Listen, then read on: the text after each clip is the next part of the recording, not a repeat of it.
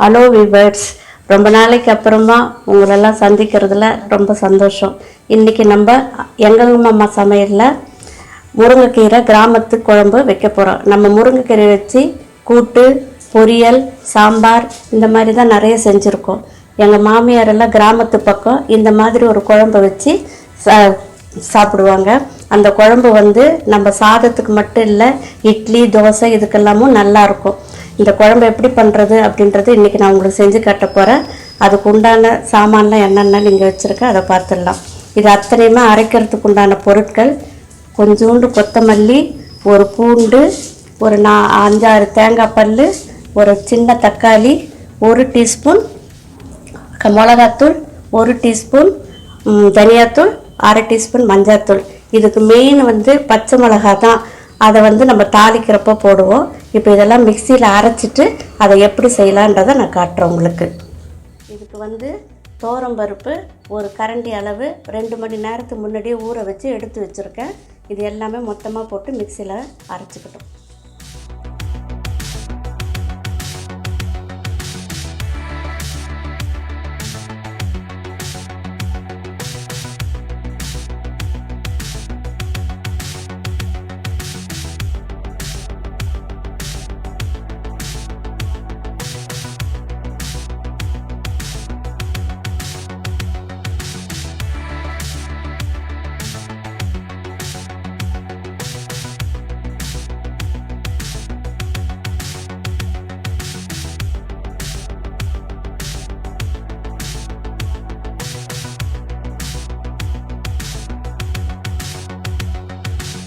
இப்போ நம்ம மிக்சியில் மொத்த மசாலாவும் போட்டு இந்த மாதிரி அரைச்சி கொண்டு வந்து வச்சுருக்கோம்.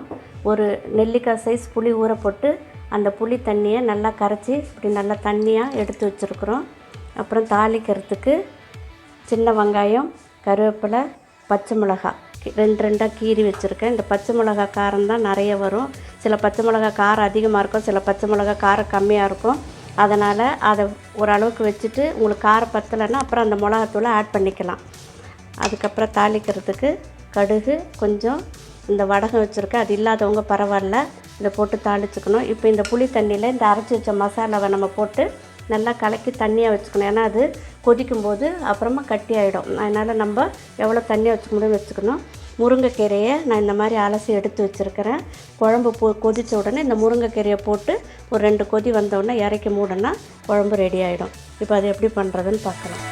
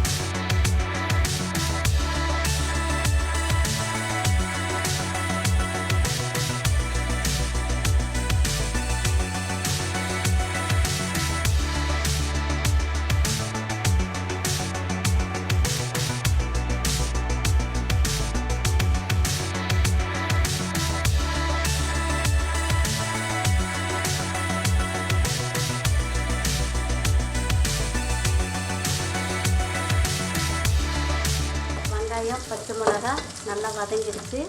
இப்போ இந்த குழம்புக்கு தேவையான உப்பு இதில் போட்டுக்கலாம். போட்டுட்டு இப்போ அதை இதில் எடுத்து ஊற்றிட்டு மூடி வச்சுருங்க. கொஞ்சம் குழம்பு கொதிச்சு வரும்போது இந்த கீரையை போட்டு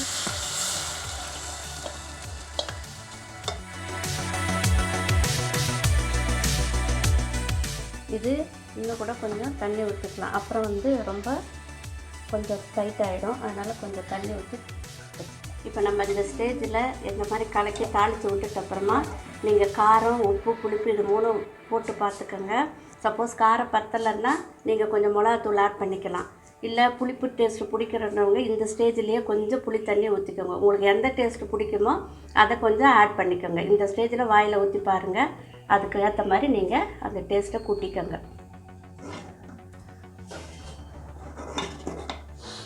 பாருங்கள், நம்ம எவ்வளோ தண்ணியாக வச்சோம் அதுக்குள்ளே இது வந்து திக்னஸ் ஆகிடுச்சு. அதனால் இது எவ்வளோ தண்ணியாக வைக்க முடியுமோ அவ்வளோ தண்ணியாக வைக்கலாம். இது இன்னும் ஒரு கொதி வந்தோடனே இந்த கீரை கூட அவங்கவுங்களுக்கு கீரை நிறைய பிடிக்கும்னா நீங்கள் போட்டுக்கலாம், இல்லை கீரை கம்மியாக போடணுன்னாலும் அதெல்லாம் அவங்கவுங்க விருப்பம். இப்போ இந்த மாதிரி கொதி வருது. இந்த ஸ்டேஜில் நம்ம இந்த முருங்கைக்கீரையை போட்டுட்டு அது ஒரு 2 கொதி வரட்டோன்னு இது பண்ணிடுவோம். கீரை வந்து அவங்கவுங்க அளவுக்கு பிடிக்குன்றவங்க கீரையை கொஞ்சம் அதிகமாக போட்டுக்கலாம், வேணான்றவங்க கொஞ்சம் கம்மியாக போட்டு கொடுப்பாங்க.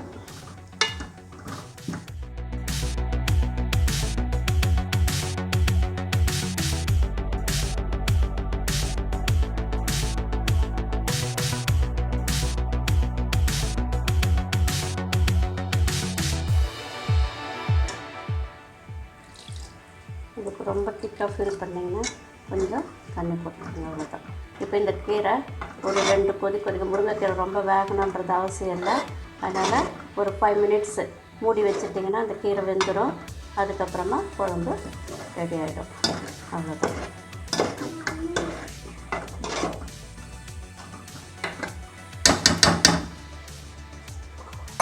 குழம்பு வந்து கீரை போட்டுட்டப்புறம் கொஞ்சம் ஸ்லோ ஃப்ளேமில் வச்சுக்கோங்க. ஏன்னா அந்த திக்னஸ் இருக்கிறதுனால கொஞ்சம் அடி பிடிக்க சான்ஸ் உண்டு. அதனால் ஸ்லோ ஃப்ளேமில் வச்சுட்டு ஒரு 2 நிமிஷம் கொதிக்க விடுங்க, அவ்வளோதான். குழம்பு ரெடி ஆகிடுச்சு. இப்போ நீங்கள் மூடி வச்சிங்கன்னா அந்த சூட்லேயே முருங்கைக்கீரை இன்னும் வெந்துடும். இப்போ நம்ம இதை பிளேட்டிங் பண்ணிடலாம்.